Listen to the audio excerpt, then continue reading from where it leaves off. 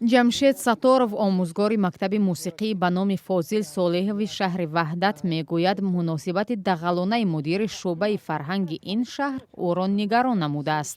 гапҳои қабие ки дар инсоният туғри намегирад. охи хеле то вақте ман ҳастам худат ҳеч ки нести ки ту мери ҷо ҳамин чиз ки пас аз рухсати меҳнатӣ аз кор сур карданро нанавистам. рафтам гуфтам ман розӣ ҳуҷҷатҳои маро битен, ман мерам дигар ҷода кор мекунам.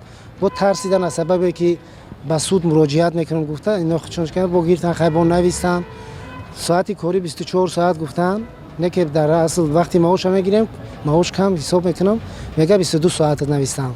ин мактаби мусиқӣ тобеи шуъбаи фарҳанги Ваҳдат буда, ба қавли Саторов, пас аз як шикояташ дар мавриди музди маош, раҳбари ин идора ӯро бо таҳдиди аз кор рондан дашному ҳақорат кардааст. Эркамо Мирзоева, мудири шуъбаи фарҳанги шаҳри Ваҳдат, иддаои Саторовро беасос дониста, таъкид намуд, ки ӯро танҳо насиҳат кардааст.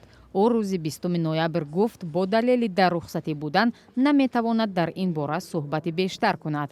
Маҳмудшоҳ Кабиров, равоншиноси тоҷик, бар ин назар аст, ки дағалгуфторӣ миёни раҳбару коргар дар заминаи афсурдагию асабоният ба миён меояд ва дар шароити пандемияи коронавирус чунин ҳолатҳоро бештар мушоҳида кардан мумкин аст. ва сабаби эҳсосӣ шудани ин муносибатҳо байни роҳбарон, байни касоне ки зердастони онҳо ҳастанд, ин албатта дар давраи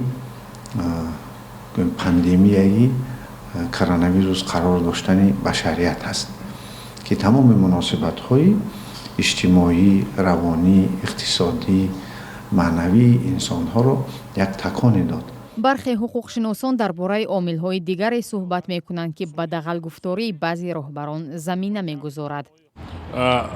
зимни таъини роҳбар дар корхонаи муассисаҳо ё дар мақомоти марбутаи давлатӣ на ба истеъдоду лаёқат ва қобилияти модарзодии онҳо мутаваҷҷиҳ мешаванд.